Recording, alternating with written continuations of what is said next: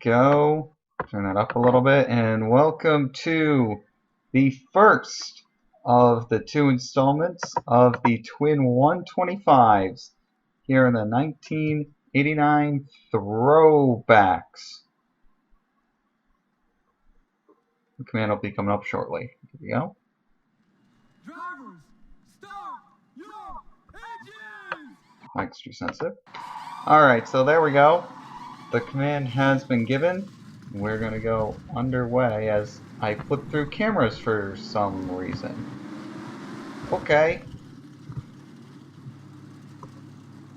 Anyways, this race will determine the inside rows for this starting lineup for the Daytona 500. So positions 1, 3, 5.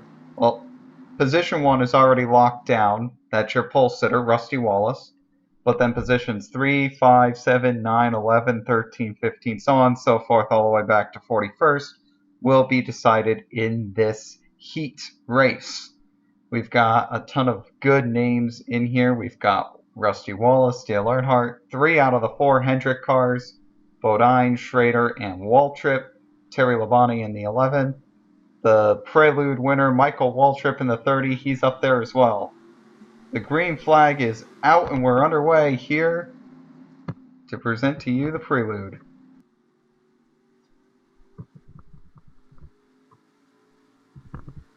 So you notice that only 21 cars are actually in this event, as opposed to the standard 42, further emphasizing that this only has the inside row.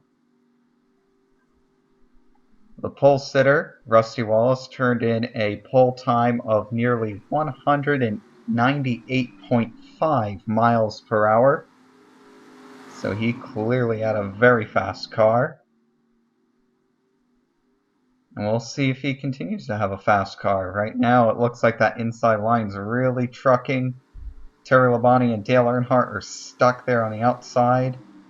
And right now, the leaders are pretty much single file. You've got Rusty Wallace in the 27, Bodine in the 5, Schrader in the 35, Mark Martin in the 6.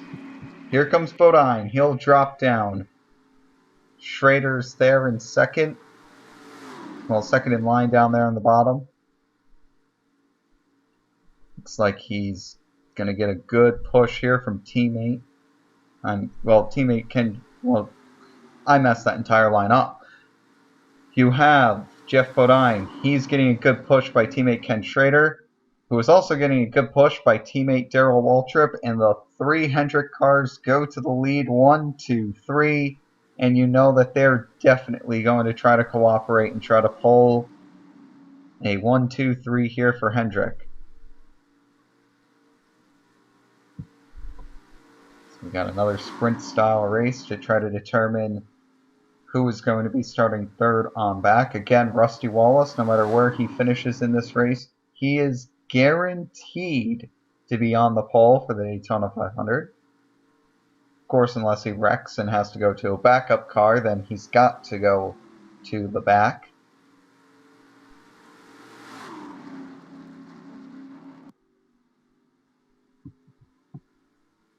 Here's the 30 of Michael Waltrip. He's the one that led the Prelude. He won it. And it looks like he just beat Ken Schrader to the line there. Indeed, the scoring will reflect that. So Michael Waltrip now goes to the lead here. On the bottom, it looks like Terry Labonte's interested in making this 3 wide.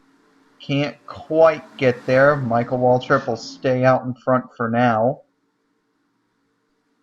Man, those 3 Hendrick cars, look at how strong they are. Look at them pull down the back straightaways. I think Ken Schrader's going to have Waltrip cleared here. Not quite. Man, those 4 cars on the outside are trucking it. I think Schrader might have Waltrip cleared going into turn 1.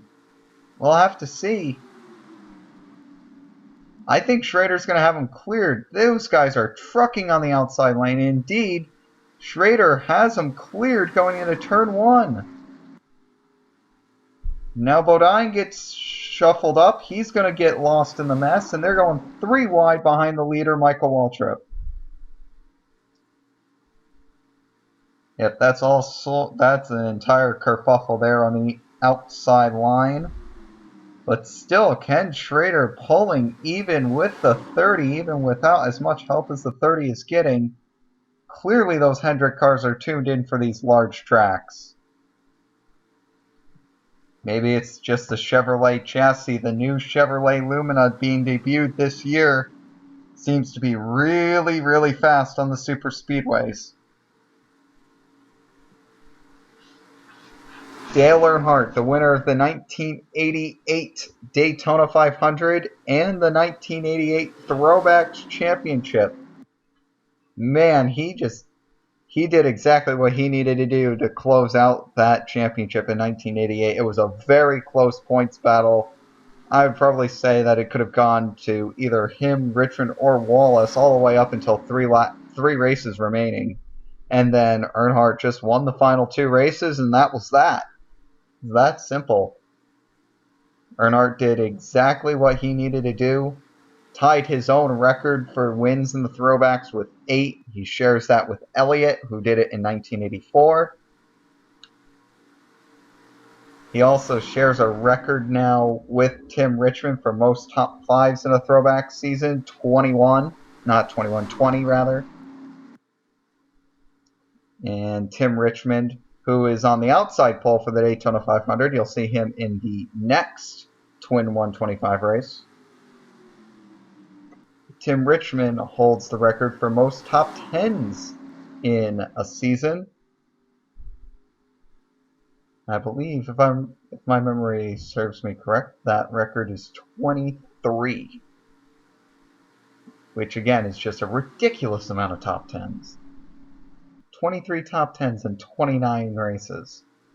Especially when you DNF 4 of them. That's just consistency. Here, Darrell Waltrip, he's getting kicked to the outside lane. And how about this one? Rookie Butch Miller is going to go to the lead here. That's not a name that you're going to hear very often this season, I imagine. Running an unsponsored 51 car, trying to get into the Daytona 500 on time. Well, luckily there's only 42 entrants, so he doesn't have to worry about that. You have Lake Speed, the owner-driver of the 83. He's down there as well. We've also got Bobby Hillin Jr., Jeff Bodine, Michael Waltrip down there. But man, that outside line absolutely charged. And Darrell Waltrip goes back to the lead. And it just looks like all 4 of those Hendrick cars. Doesn't matter which one it is. The 25, the 17, the 5, the 35, they've been strong all week long. And this is, I think, is just absolutely no surprise to see the 17 pull out like that.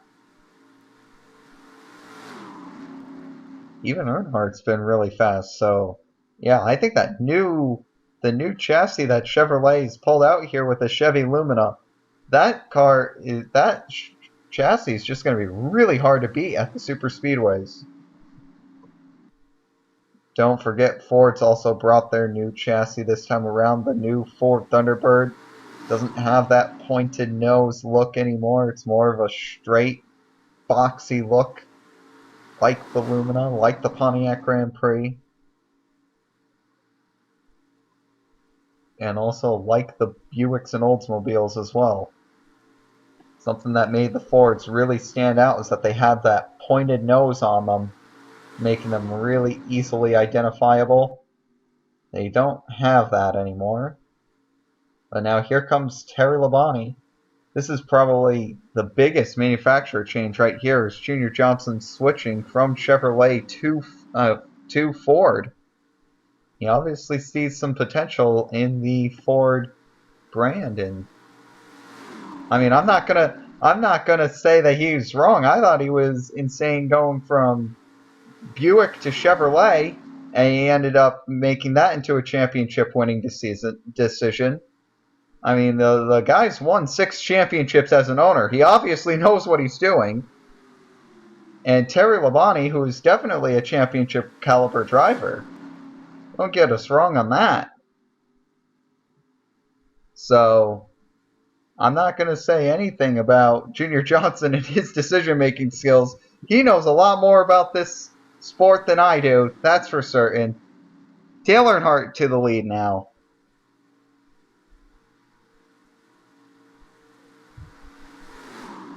Rusty Wallace trying to push Earnhardt along here. Meanwhile, here comes Mark Martin charging in his Ford Thunderbird. He had a solid return to a full-time schedule last year. Tried to eke out a top 10 in points. Didn't quite get there. But he did a good job trying it. I mean, Mark Martin, and he came back. He did quite well for Roush, and I bet they're going to look for a top 10 points finish here in 1989 in Mark Martin's second full-time season since 1983. He came in 82, was Rookie of the Year runner-up to the driver of that number 5 Chevrolet, Jeffrey Bodine. And it just seems like that inside line's getting nowhere with Butch Miller and Lake Speed in it. And you can see Mark Martin is like, come on, you guys have to be able to work with me here. He's got a full car length and a half over the guys behind him, and that's just slowing him down. He's just using the shorter line around the track here at Daytona to try to pull him around the track. Meanwhile, Earnhardt's just playing the draft perfectly right now, and he continues to lead here at Daytona. Talk about a few things. Yep, we've got Eddie Bierschwell here in the 23. He's lost the draft. 44, Jim Sauter. He's lost the draft. Jimmy Means, 52. He's lost the draft. Jimmy Spencer in the 88. And Derek Cope in the 10. They're both out of the draft. Here's 4 drivers: Ernie Irvin, AJ Foyt, Richard Petty, and Ben Hess. All 4 of them are out of the main pack. And here's the main pack. Mark Martin really trying everything he can to make the inside lane work. Can't quite get it done, and Earnhardt, he just keeps on going back and forth, back and forth. He keeps on cutting the draft here, but now looks like Rusty Wallace has the 6 cleared, and that might be the invitation that Mark Martin needs to get to the lead. You can bet that he's going to be right on the back of the 27 all the way down this back straightaway, the Daytona Super Stretch. Indeed he is, and he's going to continue riding that 27 car all the way through turn 3. Butch Miller and all those guys, they're getting to the back of the 6 car now.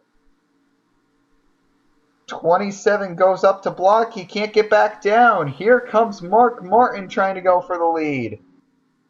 Does the inside line have enough momentum? I think they are going to have it through this corner, but the question is, will they have it going on to the back straightaway? Mark Martin has everyone cleared. For now, he's trying to go up to maybe block some of the 27's momentum. I think he'll do so successfully.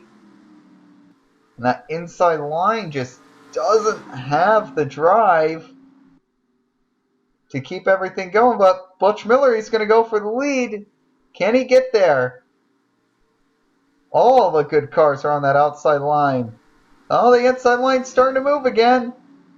Butch Miller almost had it. And this just has the lookings of a very exciting finish coming up here, folks. Deadlocked side by side.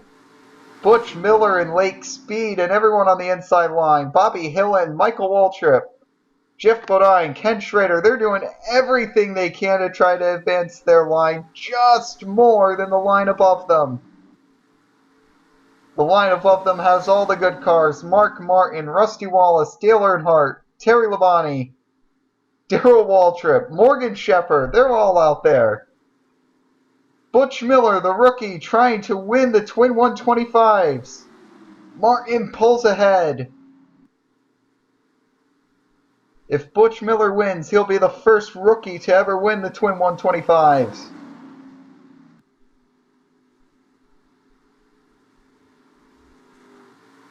3 wide back there as Earnhardt gets shuffled down. And now Martin is also in the middle lane. But Butch Miller couldn't take advantage of it. Rusty Wallace is now getting a huge run on the outside line. Eddie Bierschwell, the slow car. Rusty Wallace is going to pull out to a big lead. Of course, the bigger lead that you have, the worse it is off for you. The pack's going to run you down if you get that far out in front. 2 laps to go. He might be out far enough in front that the pack isn't going to catch him. I don't think so. I think they're going to run him down by the next lap. There's no way that 27 car is going to stay that far out there for an entire lap and a half. We'll see going through turns 3 and 4. It does look like that they are running the 27 down and quick. Wallace goes up the track. Here comes Martin to the bottom.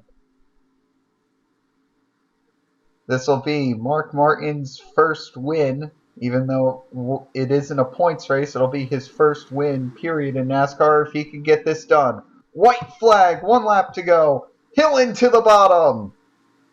And Bobby Hillen is going to try to go for the lead.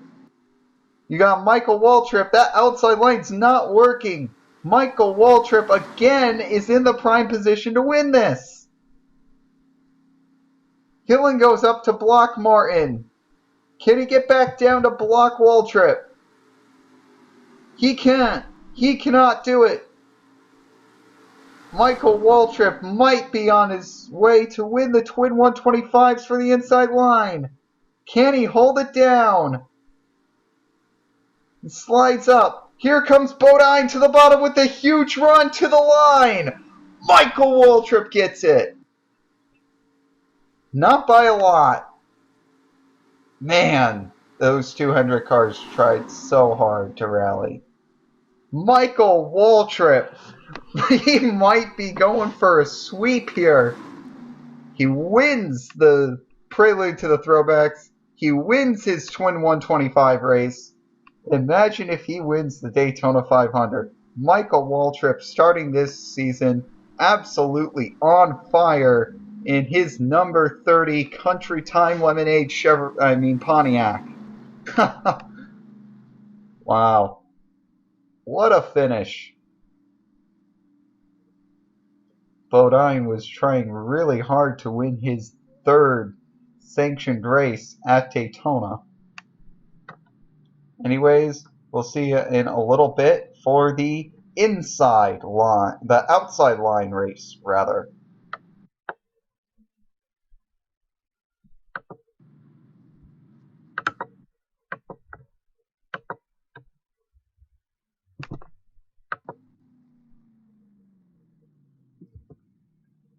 As I'm trying to stop the stream.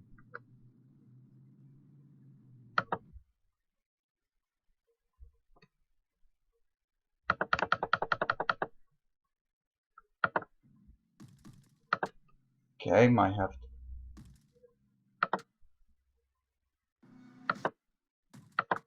pull the way out.